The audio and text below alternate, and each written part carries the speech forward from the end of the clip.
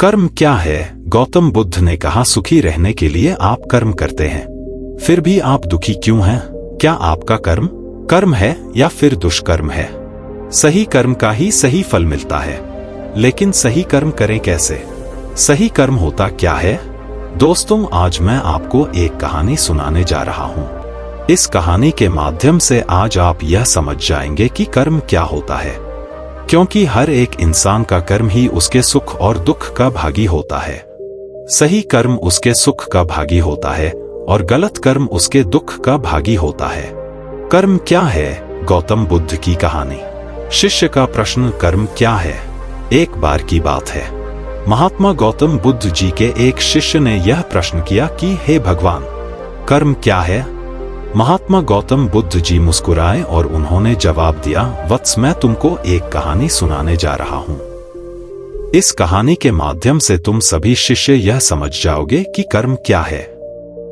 गौतम बुद्ध ने सुनाया कर्म की कहानी, राजा और दुकानदार की चंदन की लकड़ी। एक राजा था, वह अपने मंत्री के साथ देश का भ्रमण करने निकला। भ्रमण करते करते राजा और मंत्री एक बाजार में पहुंच गए। उस बाजार में राजा का ध्यान एक दुकानदार के ऊपर गया। उस दुकानदार को देखते ही राजा के मन में न जाने क्यों यह विचार आया कि मैं इस दुकानदार को कल फांसी की सजा दे दूं। यह बात राजा ने अपनी मंत्री को बताया। मंत्री कुछ बोले उससे पहले राजा उस दुकानदार के दुकान के सामने से आगे निकल चुके थे और दूसरी बातें करने लगे। मंत्री बहुत ही चिंतित हो गया। यह बात समझ नहीं पा रहा था कि दुकानदार की गलती क्या है। दुकानदार से बिना कुछ बात किए, बिना कुछ सोचे समझे महाराज ऐसा फैसला लेने के बारे में क्यों सोच रहे हैं? राजा और मंत्री भ्रमण करने के बाद राज दरबार वापस चले गए। मंत्री को रात भर नींद नहीं आई। सुबह जगने के बाद मंत्री एक साधारण प्रजा का रूप बनाकर उस दुकानदार के पास गया और उस दुकानदार से पूछा, तुम क्या बेचते हो? दुकानदार ने जवाब दिया, मैं चंदन की लकड़ी बेचता हूं। फिर मंत्री आसपास के लोगों से दुकानदार के बारे में पूछना शुरू किया। सबने जवाब दिया कि दुकानदार किसी से बोलता नहीं है, हमेशा दुखी रहता है। मंत्री को बात समझ में आ गई। मंत्री फिर वापस दुकानदार के पास गया और उस दुकानदार से पूछा, तुम दुखी क्यों रहते हो? दुकानदार ने बताया, मैं दुखी इसलिए रहता हूं क्योंकि मेरे दुकान पर लोग आते हैं, चंदन की लकड़ियां सूंघते हैं और बोलते हैं, बहुत ही सुंदर है, बहुत ही अच्छी महक है, लेकिन कोई खरीदता नहीं है, इसलिए मैं बहुत दुखी रहता हूं। मंत्री दुकानदार की बात सुनकर खुद भी भाव विभोर हो गया। कोई भी दुकानदार दुखी क्यों न हो अगर उसके दुकान का कोई भी सामान खरीदा ना जाए जबकि सामान में कमी न हो। मंत्री सोचने लगा कि यह दुकानदार अपने दुखों के वजह से इतना दुखी रहता है, परंतु राजा इस दुकानदार को फांसी पर क्यों लटकाना चाहते हैं? अर्थात राजा के मन में आए हुए विचार का उत्तर अभी तक मंत्री को नहीं मिला था। मंत्री ने फिर दुकानदार से पूछा, भाई, तब तुम क्या करोगे अगर तुम्हारे दुकान की सारी चंदन की लकड़ियां ऐसे ही रखी की रखी रह जाएंगी तो? दुकानदार ने गुस्से भाव में बोला, हाँ, मैं जानता हूं मेरी चंदन की लकड़ियां ऐसे ही रखी रह जाएंगे, कोई नहीं खरीदेगा। इसीलिए मैं सोचता हूं कि हमारे देश का राजा जल्दी से मर जाए। अगर वह जल्दी से मर जाता तो मैं उस राज दरबार में उस राजा के दाह संस्कार के लिए अपनी चंदन की लकड़ी देता, जिससे मुझे कुछ पैसे मिल जाते और इस बाजार के अलावा बाकी के लोगों को भी मेरे चंदन की लकड़ी के बारे में पता चलता, तो फिर शायद कुछ न कुछ लोग मेरी दुकान से जरूर खरीदने आते चंदन की लकड़ी। मंत्री दुकानदार की बात को सुनकर सब कुछ समझ गया और उसके मन में एक विचार आया। मंत्री ने दुकानदार से चंदन की कुछ लकड़ियां खरीदे। इस खरीदारी से दुकानदार को कुछ पैसे भी मिल गए और वह थोड़ा खुश भी हो गया। मंत्री चंदन की लकड़ियों को लेकर वापस राज दरबार चला आया। राज दरबार पहुंचकर मंत्री ने उन चंदन की लकड़ियों को राजा के समक्ष रख दिया और बोला कि हे राजन, ये चंदन की लकड़ियां उसी दुकानदार ने आपको भेंट किया है जिस दुकानदार को आप फांसी देने के लिए सोच रहे थे। राजा उन चंदन को सूंघे तथा सूंघने के बाद बड़े ही प्रसन्न हुए।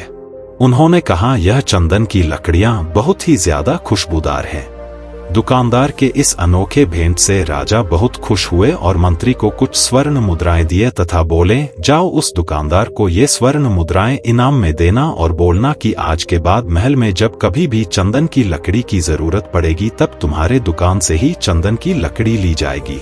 मंत्री जी मुस्कुराने लगे तथा यह सोचने लगे कि अब तो राजा के मन में उस दुकानदार को फांसी देने का विचार आ ही नहीं सकता, क्योंकि अब तो हमेशा राज दरबार के लिए चंदन की लकड़ियों का इंतजाम की जिम्मेदारी उस दुकानदार को जो मिल गई है। मंत्री स्वर्ण मुद्राओं को लेकर वापस दुकानदार के तरफ चल दिया। इधर राजा इस विचार में पड़ गए कि वह दुकानदार तो बड़ा ही अच्छा इंसान है। जिस वक्त मैं उसके बारे में यह सोच रहा था कि मैं इसको कल फांसी दे दूंगा, तब शायद उसके मन में उस समय यह विचार चल रहा था कि राजन पहली बार मेरे दुकान के सामने आए हैं, क्यों न मैं उनको अपनी सुंदर और खुशबूदार लकड़ियों को भेंट करूं। और आज उसने मुझे भेंट भी किया। बेवजह ही मैं उसको फांसी देने के बारे में सोच रहा था। इधर मंत्री दुकानदार के पास पहुंच गया। मंत्री ने राजा के द्वारा दी गई स्वर्ण मुद्राओं को दुकानदार को देते हुए कहा कि जिन चंदन की लकड़ी को कल मैं खरीद कर लेकर गया था, उन चंदन की लकड़ियों को राजा ने बहुत पसंद किया और इनाम के तौर पर तुमको यह कुछ स्वर्ण मुद्राएं दिए हैं। दुकानदार बहुत ही खुश होने लगा। साथ ही साथ मंत्री ने उस दुकानदार को यह भी बताया कि अब आज के बाद राज दरबार में जब कभी भी चंदन की लकड़ियों की जरूरत पड़ेगी तो सारी चंदन की लकड़ियां तुम्हारी दुकान से ली जाएगी। दुकानदार मंत्री की बात सुनकर बहुत ही खुश हो गया। मंत्री ने दुकानदार से पूछा, क्यों भाई, तुम तो राजा के बारे में इतना बुरा भला सोचते थे, लेकिन राजा देखो तुम्हारी कितना चिंता करते हैं। राजा कितने अच्छे हैं। राजा अपनी प्रजा के बारे में कभी भी गलत नहीं सोचते हैं। दुकानदार मंत्री की बात से सहमत हो गया और बहुत दुखी हुआ। दुकानदार मंत्री से बोला, मैं कितना गलत सोचता था राजा के बारे में। राजा तो बड़े ही अच्छे हैं, बड़े ही भले राजा हैं। भगवान करे कि राजा की बहुत ही लंबी आयु हो। यह बात सुनकर मंत्री भी बहुत खुश हुआ। फिर मंत्री वहां से वापस राज दरबार को चला गया और यहीं पर महात्मा गौतम बुद्ध जी ने इस कहानी को समाप्त कर दिए। फिर अपने शिष्यों से उन्होंने पूछा कि अब बताओ कि कर्म क्या है। विचार ही हमारे कर्म होते हैं। गौतम बुद्ध ने कर्म का पाठ पढ़ाया। किसी शिष्य ने कहा कर्म बोले हुए शब्द है, किसी शिष्य ने कहा कर्म वाणी है, तो किसी ने कहा कर्म सोच है, तो किसी ने कहा कर्म भावना है, वगैरह वगैरह। अपने सारे शिष्यों का जवाब सुनने के बाद महात्मा गौतम बुद्ध जी ने बताया कि कर्म हर एक इंसान की खुद के विचार होते हैं। हमारे विचार जैसे रहेंगे हम वैसे ही कर्म करेंगे और उन्हीं विचारों के द्वारा की हुई कर्म हमारे सुख और दुख के लिए उत्तरदायी होंगे। अर्थात हमारे विचार अगर गलत है तो हमारे द्वारा की हुई कर्म भी गलत होगी तथा इसका परिणाम भी गलत निकलेगा। परिणाम स्वरूप हम दुखी रहेंगे। अगर हमारे विचार सही रहेंगे तो हम सही कर्म करेंगे, सही कर्म करेंगे तो फिर सही फल मिलेगा, जिससे हम सुखी रहेंगे। कर्म क्या है कहानी से हमें आज क्या ज्ञान मिला? इस कहानी से हमने यह सीखा कि अगर हमारे विचार सही रहेंगे, निष्पाप रहेंगे, तो उन्हीं निष्पाप और सही सोच की वजह से ली गई हर फैसला सही होगा। जब सही फैसला लेंगे तब वह हमारे द्वारा की हुई सही कर्म होगी। जब सही कर्म होगी तो सही परिणाम मिलेगा, जिसके वजह से हम सुखी रहेंगे, हम खुश रहेंगे। तथा इसी जगह पर अगर हमारे विचार गलत रहेंगे तो हमारे द्वारा ली गई फैसला भी गलत होगी और किया गया कर्म भी गलत होगा, जिसे दुष्कर्म कहा जाता है। और उन्हीं दुष्कर्म के वजह से परिणाम भी गलत मिलेगा। जब दुष्परिणाम मिलेगा तब हम दुखी रहेंगे, परेशान रहेंगे।